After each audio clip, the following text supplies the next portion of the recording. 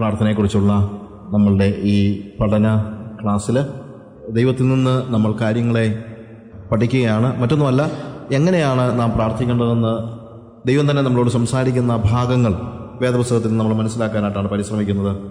നാം പ്രാർത്ഥിക്കേണ്ടത് എങ്ങനെയെന്ന് കർത്താവ് പഠിപ്പിക്കുമ്പോൾ ആദ്യം നമ്മളോട് കർത്താവ് പറയുന്നത് എങ്ങനെ പ്രാർത്ഥിക്കരുത് എന്ന് നമ്മൾ കണ്ടു.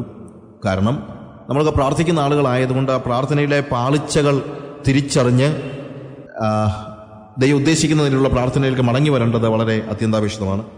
അതുകൊണ്ട് പരീശൻ പ്രാർത്ഥിക്കുന്നത് പോലെ പ്രാർത്ഥിക്കരുത് എന്ന് നമ്മൾ പഠിച്ചു. പരീശന്റെ പ്രാർത്ഥനയുടെ 2 പ്രധാനപ്പെട്ട പ്രശ്നങ്ങളാണ് നമ്മൾ പഠിച്ചത്. ഒന്ന്, അവൻ മനുഷ്യർക്ക് വിളങ്ങേണ്ടതിന് പ്രാർത്ഥിക്കുന്നു. നമ്മുടെ പ്രാർത്ഥന പൂർണ്ണ ഹൃദയത്തോടുകൂടെ ഉള്ളതായിരിക്കണം. അതിനകത്ത് വേറെ ലക്ഷ്യങ്ങളൊന്നും ഉണ്ടാകാൻ പാടില്ല. മനുഷ്യർക്ക് വിളങ്ങേണ്ടതായ ഒന്നും ഉണ്ടാകാൻ പാടില്ല. ഞാനൊരു പ്രാർത്ഥിക്കുന്ന മനുഷ്യനാണെന്ന് മറ്റുള്ളവരെ മനസ്സിലാക്കാനുള്ള ഒരു ബോധപൂർവമായുള്ള ഒരു പരിശ്രമമല്ല നമ്മുടെ പ്രാർത്ഥന. പ്രത്യുത നമ്മളും ദൈവവും തമ്മിലുള്ള ബന്ധം, അത് മാത്രം. അതിനെക്കുറിച്ചാണ് കർത്താവ് വീണ്ടും പറയുന്നത്. രണ്ടാമത്, പരീശന്റെ പ്രാർത്ഥനയുടെ പ്രശ്നം അവൻ സ്വന്തം നാമത്തിൽ, വേറെ രീതി പറഞ്ഞു കഴിഞ്ഞാൽ അവൻ ചെയ്യുന്ന കാര്യങ്ങളുടെ അടിസ്ഥാനത്തിലും അവൻ്റെ സ്വഭാവത്തിൻ്റെ അടിസ്ഥാനത്തിലും അവൻ ദൈവത്തിൻ്റെ സന്നിധിയിൽ ചെന്ന് ഡിമാൻഡ് ചെയ്യണം.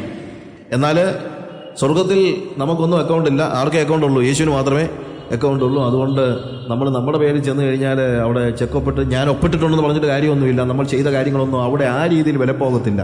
നമ്മൾ കരഞ്ഞാൽ പോലും കരച്ചിലുകൊണ്ട് അവൻ അത് ചെയ്യാനായിട്ട് ബാധ്യസ്ഥനല്ല. പ്രത്യേകത അത് ദൈവം ചെയ്യുന്നത് ദൈവത്തിൻ്റെ കൃപ കൊണ്ടാണ്, കരുണ കൊണ്ടാണ്.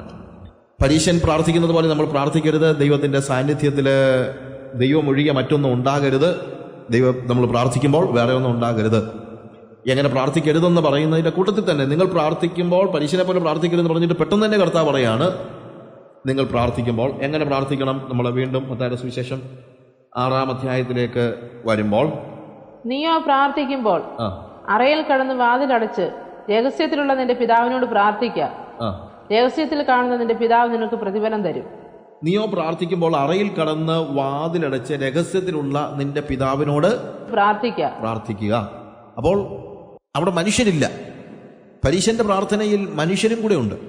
പരീശൻ പ്രാർത്ഥിക്കുമ്പോൾ മനുഷ്യർ കാണാൻ കൂടെ അവൻ പ്രാർത്ഥിക്കുന്നുണ്ട്. പക്ഷെ ഇവിടെ ആരില്ല, മനുഷ്യരില്ല. രഹസ്യത്തിൽ കാണുന്ന പിതാവ്. അപ്പൊ അതിനകത്ത് ഈ 2 കാര്യങ്ങളുണ്ട്. ഒന്ന്, he is our father, and second thing, he is the father who sees you in secret. ആദ്യത്തേത് പിതാവ് എന്നുള്ള ബന്ധമാണ്. നമ്മുടെ പ്രാർത്ഥനയിൽ പിതാവ് എന്ന ബന്ധം, ആ ബന്ധത്തിലായിരിക്കണം നമ്മൾ കർത്താവിനോട്, ദൈവത്തോട് പ്രാർത്ഥിക്കുന്നത്. പഴയ നിയമത്തിൽ യഹൂദന്മാർ പ്രാർത്ഥിക്കുന്ന സമയത്തെല്ലാം അവർ കർത്താവിനെ, ദൈവത്തെ വിളിച്ചുകൊണ്ടിരുന്നത് പിതാവേ എന്നല്ല. നോർമലി അവർ വിളിച്ചുകൊണ്ടിരുന്നത് യജമാനനെ എന്നാണ്, അഡോണായ്. അവർ യാഹ്വേ എന്നുള്ള പേര് പോലും ഉപയോഗിക്കുമായിരുന്നില്ല. പ്രത്യേകം അവർ ഉപയോഗിച്ചുകൊണ്ടിരുന്ന പ്രധാനപ്പെട്ട പേരെന്താണ്? അഡോണായ്, അല്ലെങ്കിൽ യജമാനനെ. അതിൻ്റെ അർത്ഥം അവര് ദൈവത്തെ കണ്ടത് ഒരു മാസ്റ്റർ എന്ന നിലയിലാണ്. അവർക്കൊരിക്കലും ആ ബന്ധം ഒരു ഊഷ്മളമായ ബന്ധമായിരുന്നില്ല. പ്രത്യേക ഭീതിയുടെ ഒരു ബന്ധമായിരുന്നു. സ്നേഹത്തെക്കാൾ ഉപരി ഭീതിയായിരുന്നു അവരെ ഭരിച്ചിരുന്നത്. യേശു കർത്താവിന്റെ ശിഷ്യന്മാരുടെ യോഹന്നാന്റെ സുവിശേഷം 14-ാം അധ്യായത്തിൽ പറഞ്ഞു, നിങ്ങളെന്നെ സ്നേഹിക്കുന്നുവെങ്കിൽ എൻ്റെ കൽപ്പനകളെ കാത്തുകൊള്ളൂ. യഹൂദന്മാർ കൽപ്പനകൾ കാക്കുന്നുണ്ടെന്ന് ചോദിച്ചാൽ ഉണ്ട്. പക്ഷെ അവർ കാക്കുന്നത്, കൽപ്പന അനുസരിക്കുന്നത് പേടികൊണ്ടാണ്. അനുസരിച്ചില്ലെങ്കിൽ അവർക്ക് എന്തൊക്കെ സംഭവിക്കുമെന്നുള്ള പേടികൊണ്ടാണ്. നമ്മൾ പല സമയത്തുള്ള പ്രശ്നം അതാണ്. നമ്മൾ പേടിച്ചാണ് കൽപ്പനകളൊക്കെ പ്രമാണിക്കുന്നത്.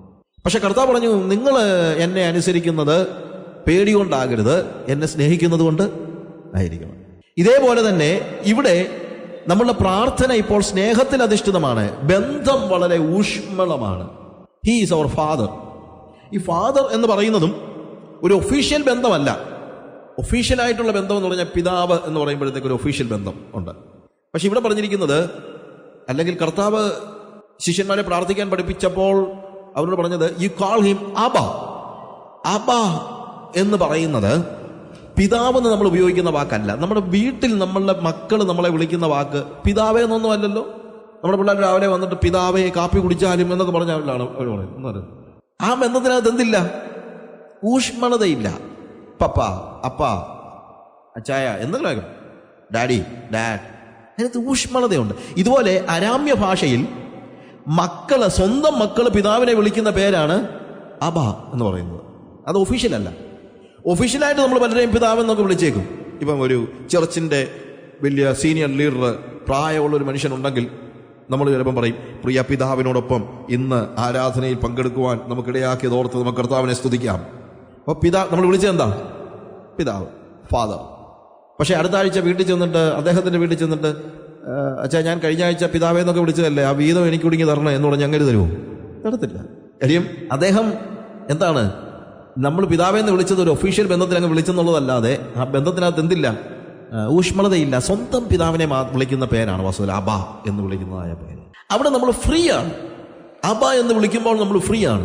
പിതാവെ എന്ന് വിളിക്കുമ്പോൾ ആ ഫ്രീഡം വാസ്തവത്തിൽ നമുക്ക് ഉണ്ടാകുന്നില്ല. ഇത് ഫ്രീഡം ഉണ്ട്, ഭയങ്കരമായിട്ടുള്ള ഫ്രീഡം. നമ്മൾ ഒരു പരിധി വരെ എന്താണ്, നമ്മൾ കൂളാണ്. ഇപ്പം ഞാൻ 2 മാസം കൂടി വീട്ടിലോട്ട് ചെല്ലുകയാണ്. അപ്പം ഞാൻ ചെന്ന സമയത്ത് ഒഫീഷ്യലായിട്ട് ചില കാര്യങ്ങൾ സംസാരിക്കാൻ 2-3 പേരുണ്ട്. അപ്പോൾ അതുകൊണ്ട് ഞാൻ ഓഫീസ് റൂമൊക്കെ അടച്ചിട്ട് ഇങ്ങനെ സംസാരിച്ചുകൊണ്ടിരിക്കുകയാണ്. അപ്പോൾ ഇത് വലിയ ഒഫീഷ്യൽ കാര്യമൊക്കെ ആണെന്ന് അറിയാവുന്നത് കൊണ്ട് ഒരു പക്ഷേ ജെസ്സി കയറി വരുന്നതും എന്താ കഥകിനൊക്കെ കൊട്ടി ഞാൻ കയറി വരട്ടെ എന്ന് വെച്ച് കാര്യം ജെസ്സിക്കറിയാം എന്താ വളരെ ഒഫീഷ്യലായിട്ടുള്ള ചില കാര്യങ്ങളൊക്കെ സംസാരിക്കും. ഗവൺമെൻറ്റിൻ്റെ ആരെങ്കിലും ഒക്കെ ആണെന്ന് വെച്ചു. പക്ഷെ 3:30 പിള്ളേർ സ്കൂളിൽ നിന്ന് വരുമ്പോൾ ഞാൻ വന്നിട്ടുണ്ടെന്ന് കാണുമ്പോഴത്തേക്ക് ഇവർക്ക് അതിനകത്തിരിക്കുന്നത് ഒഫീഷ്യലാണോ അല്ലാത്തതാണോ ഒന്നും അവർക്കറിയത്തൊന്നുമില്ല. അവർ ബാഗും ഒക്കെ വലിച്ചെറിഞ്ഞിട്ട് കഥവുമൊക്കെ വലിച്ച് തുറന്ന് ഇതിനകത്തിരിക്കുന്ന ആരാന്നല്ല അവർക്കറിയാവും. അവർക്കറിയേണ്ട കാര്യമില്ല. അവരെ സംബന്ധിച്ചിടത്തോളം എന്താണ്, അവരുടെ അപ്പൻ കൂളാണ്. അപ്പൊ ദൈവവുമായിട്ടുള്ള നിങ്ങളുടെ ബന്ധം ഇതേപോലെ ഊഷ്മളമായിരിക്കണം എന്നാണ് കർത്താവ് പഠിപ്പിച്ചത്. പ്രാർത്ഥിക്കുമ്പോൾ വളരെ കൂളായിട്ട് വേണം പ്രാർത്ഥിക്കാൻ. ഇപ്പോൾ ഞാൻ D.L. മൂഡിയെ കുറിച്ചൊരു ബുക്ക് എഴുതിയിട്ടുണ്ട്. അതിനകത്ത് D.L. മൂഡിയുടെ കൂടെ സൺഡേ സ്കൂളിൽ പഠിപ്പിച്ചുകൊണ്ടിരുന്ന D.L. മൂഡിയുടെ Sunday school പ്രവർത്തകനായിരുന്നു. അദ്ദേഹത്തിൻ്റെ സൺഡേ സ്കൂളിൽ 2000 കുഞ്ഞുങ്ങൾ പഠിക്കുന്നുണ്ടായിരുന്നു. ഈ പലരും സ്ട്രീറ്റ് ചിൽഡ്രനാണ്, വഴി അല്ലെങ്കിൽ സ്ലമ്മിലൊക്കെ ജീവിക്കുന്നതായ കുഞ്ഞുങ്ങളാണ്. അപ്പം അങ്ങനെ ഇരിക്കുക, അതിനകത്ത് ഹെബർട്ട് എന്ന് പറയുന്ന ഒരു ടീച്ചർ, അയാൾക്ക് ഒരു ഹൈലി ക്രോണിക് ആസ്മാറ്റിക്കാണ്. അപ്പോൾ ഡോക്ടർ അദ്ദേഹത്തെ കണ്ടിട്ട് പറഞ്ഞു, നീ ഷിക്കാഗോയിൽ താമസിച്ച് കഴിഞ്ഞാൽ നിനക്ക് ഭയങ്കര പ്രോബ്ലം ആയിരിക്കും, ശ്വാസതടസ്സമൊക്കെ ഉണ്ടാകും. അതുകൊണ്ട് ന്യൂയോർക്കിലെ വല്ലതും പോകും, കടലടുത്തുള്ള സ്ഥലത്ത് ചെന്ന് കഴിഞ്ഞാൽ. പണ്ടത്തെ ഒരു ആസ്മയുടെ ഒരു പ്രധാനപ്പെട്ട ട്രീറ്റ്മെൻറ്റാണ് കടലിനോട് അടുത്തുള്ള സ്ഥലം ആകുമ്പോഴത്തേക്ക് ഉപ്പ് കാറ്റ് ഉള്ളതുകൊണ്ട് ഒരുമാതിരി ശ്വാസത്തിന് വലിയ പ്രശ്നം ഉണ്ടാകത്തില്ല. അപ്പോൾ അതുകൊണ്ട് ഡോക്ടർ അങ്ങനെ ആവശ്യപ്പെട്ടതുകൊണ്ട് ഇദ്ദേഹം മൂഡിയുടെ അടുത്ത് ചെന്നിട്ട് പറഞ്ഞു, മിസ്റ്റർ മൂഡി, ഞാൻ ഇവിടെ എൻ്റെ സൺഡേ സ്കൂളിൽ എനിക്ക് ഭയങ്കരമായിട്ട് സന്തോഷമാണ്, പക്ഷേ ഡോക്ടർ എന്നോട് പറഞ്ഞിരിക്കുന്നത് ഇവിടെ താമസിക്കേണ്ട, ഞാൻ ബ്ലഡൊക്കെ വൊമിറ്റ് ചെയ്യാൻ തുടങ്ങുന്നു, എനിക്ക് വേണ്ടത്ര ലങ്സിനൊന്നും വേണ്ടത്ര സ്ട്രെങ്ത് ഇല്ല, അതുകൊണ്ട് ഞാൻ കടലുള്ളിടത്ത് പോവുകയാണ്. D.L. മൂഡി പറഞ്ഞു, ഓക്കെ, ഒരു പക്ഷേ അങ്ങനെ ആകുമ്പോൾ നിനക്ക് കുറച്ചുകൂടെ ഒരു ആശ്വാസം ഉണ്ടായിരിക്കുമല്ലോ, നീ അത് ചെയ്യ് എന്ന് പറഞ്ഞു. അദ്ദേഹം പറഞ്ഞു, പോകുന്നതിനകത്ത് എനിക്ക് ഏറ്റവും വലിയ പ്രശ്നം എൻ്റെ സൺഡേ സ്കൂളാണ്. എന്നാൽ D.L. മൂഡി പറഞ്ഞു, സാരമില്ല, ഞാൻ സൺഡേ സ്കൂളിൽ വേറെ ടീച്ചേഴ്സിനെ ആക്കാം. എന്നാൽ അദ്ദേഹം പറഞ്ഞു, നിനക്ക് വേറെ ടീച്ചേഴ്സിനെ ആക്കാം, പക്ഷേ എനിക്ക് എൻ്റെ സ്റ്റുഡൻസിനെ മറക്കാനായിട്ട് കഴിയുന്നില്ല. അതിൻ്റെ ഒരു പ്രധാനപ്പെട്ട കാരണം, സ്ട്രീറ്റിൽ വളരുന്ന അല്ലെങ്കിൽ സ്ലമ്മിൽ വളരുന്ന 16 പെൺകുട്ടികളാണ് എൻ്റെ ക്ലാസ്സിലുള്ളത്. അവരിൽ ഒരാൾ പോലും യേശുക്രിസ്തുവിനെ രക്ഷിതാവായി സ്വീകരിച്ചിട്ടില്ല. അപ്പോൾ D.L. മൂഡിക്ക് ഭയങ്കര അത്ഭുതം തോന്നി. ഈ മനുഷ്യൻ ചാകാൻ തുടങ്ങുമ്പോഴും സൺഡേ സ്കൂളിലെ സ്റ്റുഡൻസ് യേശുവിനെ രക്ഷിതാവായി സ്വീകരിച്ചില്ല എന്നുള്ളതാണ് ഈ മനുഷ്യൻ്റെ ജീവിതത്തിലെ വലിയ പ്രയാസം. അദ്ദേഹം മൂടി പറഞ്ഞു, ഒരു കാര്യം ചെയ്യാം, നമുക്ക് ഇവരുടെ വീടുകളിൽ പോകാം, അവരോട് നമുക്ക് വീട്ടിൽ ചെന്നിട്ട് സുവിശേഷം പറയാം. പക്ഷെ വീടെന്നൊക്കെ പറഞ്ഞു കഴിഞ്ഞാൽ, വീടെന്നൊക്കെ പറയാനില്ലാത്തവരാണ് ഇവരിൽ നല്ലൊരു ശതമാനം. ഇവരെ ഒരു കുതിരവണ്ടി വാടകയ്ക്ക് എടുത്ത് നേരെ ഒരു സ്ലമ്മിൽ ചെന്നു. അതിനകത്ത് ആദ്യത്തെ പെൺകുട്ടിയുടെ വീട്, അവളുടെ പേര് പെഗി എന്നാണ്. അവളുടെ വീട്ടിൽ ചെന്നു, റൂമിനകത്ത് വിട്ട് വാതിൽക്ക് ചെന്ന് കഴിഞ്ഞപ്പോഴത്തേക്ക് ഇവളിങ്ങനെ കാലുമേൽ കാലുമൊക്കെ വെച്ച് ആരെയും മൈൻഡ് ചെയ്യാതിരിക്കുകയാണ്. അവളെന്തോ അന്ന് അനുഭവിച്ചതായിട്ടുള്ള ഭയങ്കര സ്ട്രഗിൾസ് എന്തൊക്കെയുണ്ട്, അവൾ ഭയങ്കര മൂടിയായിട്ടിരിക്കുകയാണ്. അതുകൊണ്ട് ഇവർ ചെന്നിട്ട്, പെഗി, ഞങ്ങൾ വന്നത് എന്തിനാണെന്നറിയാം, ഇവൾ മിണ്ടുന്നില്ല. ഞങ്ങൾ വന്നത് നിന്നോട് യേശുക്രിസ്തുവിനെ രക്ഷിതാവായി സ്വീകരിക്കണമെന്ന് പറയാനാണ് എന്ന് പറഞ്ഞാൽ അവളൊരു മൈൻഡ് ചെയ്യുന്നില്ല. നിനക്കറിയത്തില്ല, നിന്റെ ടീച്ചർ അയാളിപ്പോൾ ബ്ലഡ് വോമിറ്റ് ചെയ്യുകയാണ്, അയാൾക്ക് ഭയങ്കരമായിട്ടുള്ള അസുഖമാണ്, അയാൾക്ക് ഇടം വിട്ടുപോയാലേ പറ്റുള്ളൂ, പക്ഷേ നീ രക്ഷിക്കപ്പെട്ടില്ല, നിന്നെ പോലുള്ള കുഞ്ഞുങ്ങൾ രക്ഷിക്കപ്പെട്ടില്ല എന്നുള്ള പ്രയാസം കൊണ്ടാണ്, അതുകൊണ്ടാണ് ഞങ്ങൾ വന്നത് എന്നൊക്കെ ഭയങ്കര കാര്യമായിട്ട് സുവിശേഷം പറയാനൊക്കെ നോക്കി. ഇവൾ അനങ്ങുന്നില്ല, ഒരു രീതിയിൽ ഇവൾ ചെവി കൊടുക്കുന്നില്ല. ഏറ്റവും ഒടുവിൽ അരമണിക്കൂറത്തെ പരിശ്രമം കഴിഞ്ഞിട്ട് മൂടി ഹെബർട്ടിനോട് പറഞ്ഞു, ഹെബർട്ട്, യു വിൽ ഗോ, നമുക്ക് പോയേക്കാം. നമ്മളെന്തെങ്കിലും പറഞ്ഞിട്ട് ഇവളെ ശ്രദ്ധിക്കുമെന്ന് തോന്നുന്നില്ല. ശരി, നമുക്ക് പ്രാർത്ഥിക്കാം എന്ന് പറഞ്ഞ് D.L. മൂഡി അവിടെ തന്നെ നിന്നുകൊണ്ട് ഒരു ചെറിയ പ്രാർത്ഥന പ്രാർത്ഥിച്ചു. യേശുവേ, ഈ ഹെബർട്ടിന് ഇതുപോലെ പ്രയാസമുള്ളത് കൊണ്ട് ഞാൻ ഇവൻ്റെ കൂടെ വന്നതാണ്, ഇവരൊക്കെ രക്ഷിക്കപ്പെടണമെന്നുള്ളത് എനിക്കും ആഗ്രഹമുണ്ട്, നിനക്കും ആഗ്രഹമുണ്ട്, ഹെബർട്ടിനും ആഗ്രഹമുണ്ട്, പക്ഷേ ഈ പിള്ളേർക്ക് വല്ലതും മനസ്സിലാകണ്ടായോ? എന്നിട്ട് ഇവളോട് തന്നെ ഞങ്ങൾ വർത്തമാനം പറയാൻ തുടങ്ങിയിട്ട് അരമണിക്കൂറായി, ഇവൾ തിരിഞ്ഞു പോലും നോക്കുന്നില്ല, എന്തൊരു കഷ്ടമാണെന്ന് പറ. നീ എന്തെങ്കിലും ചെയ്യുക, യേശുവിൻ്റെ നാമത്തിൽ തന്നെ, ആമീൻ. ഇതേപോലെ വളരെ കൂളായിട്ട് D.L. മൂഡി ഒരു ഔപചാരികതയില്ലാതെ പ്രാർത്ഥിച്ചിട്ട് തിരിച്ചു പോകാൻ നേരം വാതിൽക്കൽ ചെന്നപ്പോൾ പെഗി വിളിച്ചു, മിസ്റ്റർ മൂടി, നിങ്ങൾ ആരാണ്ട് അടുത്ത് നിൽക്കുന്ന ആരാണ്ടോടോ സംസാരിക്കുന്നത് പോലെയാണല്ലോ പ്രാർത്ഥിച്ചത്. എന്നെ മൂടി പറഞ്ഞു, അടുത്ത് നിൽക്കുന്ന ആരാണ്ടോടെ എന്നതുപോലെ അല്ല പെഗി, ഞാൻ പ്രാർത്ഥിച്ചത് അടുത്ത് നിൽക്കുന്ന യേശുവിനോടാണ്. He is so close to me, I talk to him. ഉടനെ പെഗി പറഞ്ഞത്, if Jesus is so close like that, I need him. Yesu അതുപോലെ അടുത്തുള്ള ഒരു വ്യക്തിയാണെങ്കിൽ എനിക്ക് അദ്ദേഹത്തെ വേണം, എനിക്ക് യേശുവിനെ വേണം. ഇനി അവളുടെ പ്രശ്നങ്ങൾ കേൾക്കാനായിട്ട് ആരും ഇല്ല എന്നുള്ളതാണ്. അവൾക്ക് സംസാരിക്കാൻ ആരുമില്ല, അവളെ ശ്രദ്ധിക്കാൻ ആരുമില്ല.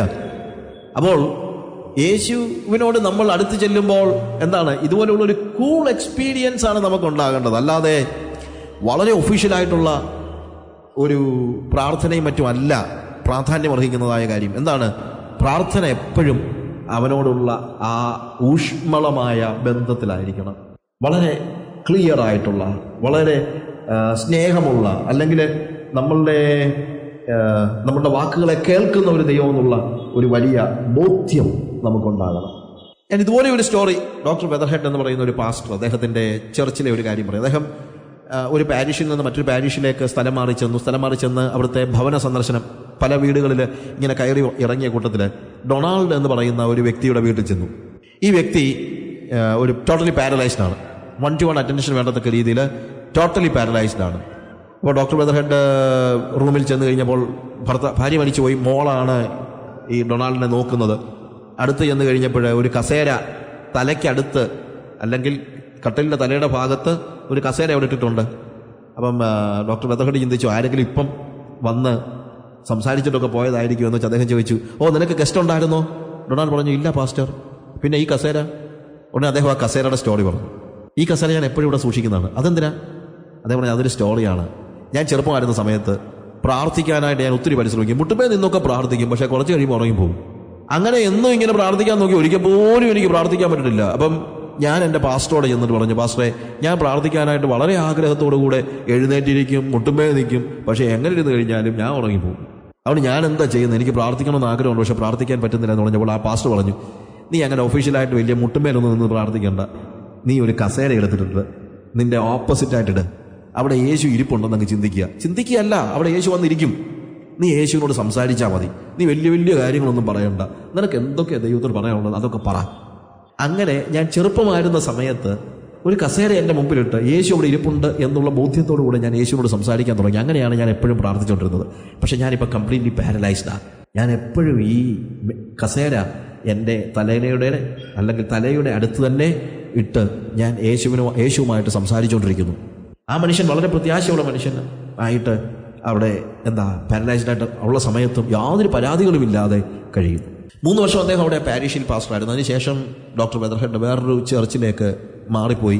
പിന്നീട് ഒരിക്കൽ അദ്ദേഹം പറഞ്ഞു, ഈ ഡൊണാൾഡ് മരിച്ചുപോയി, അദ്ദേഹത്തിന് അന്ന് വരാൻ പറ്റിയില്ല. കുറേ നാളുകൾക്ക് ശേഷം വീണ്ടും ഈ പാസ്റ്റർ വന്ന് ഭവനം സന്ദർശിച്ചപ്പോൾ മോള് ആ പിതാവിൻ്റെ മരണസമയത്തെക്കുറിച്ച് പറഞ്ഞു. അവൾ പറഞ്ഞു, പാസ്റ്റർ, ഞാൻ അത്യാവശ്യമായ ചില സാധനങ്ങൾ വാങ്ങിക്കാൻ പുറത്തേക്ക് പോയതാണ്, തിരിച്ചു വന്നപ്പോൾ ഡാഡി ആ കസേരയിൽ കൈവച്ച് മരിച്ചു കിടക്കുന്നതാണ് കണ്ടത്.